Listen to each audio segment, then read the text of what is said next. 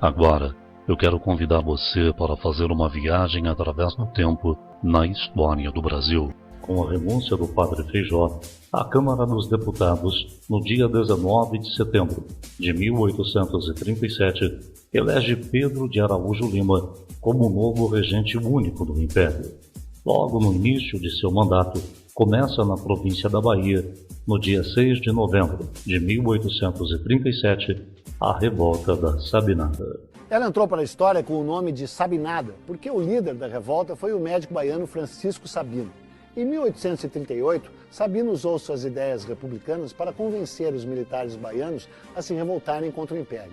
Em tese, seu plano era transformar a Bahia numa república independente, pelo menos até a maioridade de Dom Pedro II. Apesar de contar com o apoio da população mais pobre e até da classe média, o movimento ficou restrito a Salvador e nunca conseguiu o apoio das cidades do interior da Bahia. Isso facilitou a reação dos fazendeiros e senhores de engenho do recôncavo baiano, e eles lideraram a reação contra a Sabinada. No dia 13 de março de 1838, sitiados na capital, os sabinos, como eram chamados os rebeldes, atearam fogo à cidade. Mas 24 horas depois, foram obrigados a se render ao exército imperial. Quase 2.000 pessoas acabaram presas e mandadas para o exílio. O Dr. Sabino foi condenado à morte, mas teve a pena comutada para o exílio. Pouco depois, ele morreu no Mato Grosso, em circunstâncias ainda misteriosas. Sua revolta custou a vida de 4.000 pessoas e teve poucas consequências práticas. A segunda regência Luna é marcada por uma reação conservadora e representou o retrocesso das conquistas liberais.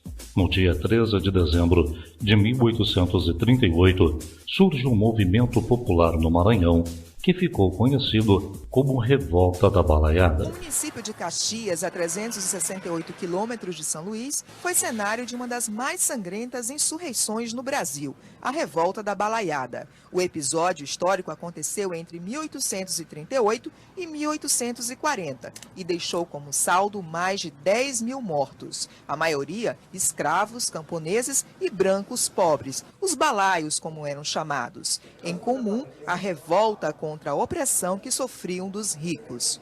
O Memorial da Balaiada foi erguido em meio às ruínas do quartel onde foram alojadas as tropas de Luiz Alves Lima e Silva, o Duque de Caxias, patrono do Exército Brasileiro. Herói, aos olhos da história oficial, seu busto ladeado de canhões em frente ao memorial se contrapõe às estátuas dos líderes da insurreição, para mostrar que a história pode ser contada através do olhar dos excluídos. O memorial, ele é um espaço que foi construído há 10 anos atrás, ele vai fazer aniversário neste ano, em dezembro, e tem sido um espaço de descobertas pelos estudantes, pelos visitantes, por inúmeros turistas que aqui adentram, para conhecer realmente esse capítulo da história do Maranhão e de Caxias especialmente, que tem marcado o ideal de liberdade.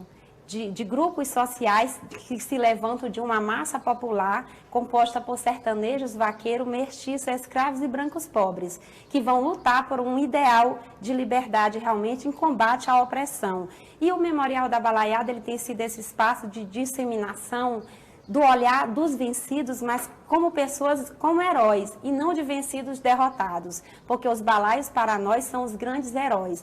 Manuel Francisco dos Anjos Ferreira, o Balaio, Raimundo Gomes Vieira, o Cara Preta, Cosme Bento das Chagas, o Líder Negro, e Cosme Bento dos Santos, o Negro Cosme, cuja estátua passa hoje por restauração, foram os principais líderes da revolta. Juntos, eles desafiaram o exército e lutaram pelo ideal de liberdade. No acervo, mais de 350 peças, resultado de buscas arqueológicas, recontam uma parte importante de nossa história. Restos de armamentos, projéteis, instrumentos de castigos para os escravos, além de utensílios e artefatos que reconstituem o período imperial. Para a diretora do memorial, o espaço provoca reflexão sobre a nossa história, que não deve ser conhecida apenas pela ótica dos vencedores. A Balaiada, ela é um capítulo único na história do Maranhão. E Caxias, por ter sido a segunda cidade mais importante do Maranhão no período da Balaiada, ela também foi um contributo importantíssimo para que esse movimento também tivesse a força que teve no período e que até hoje fosse buscado por pesquisadores, por estudantes e por curiosos em geral.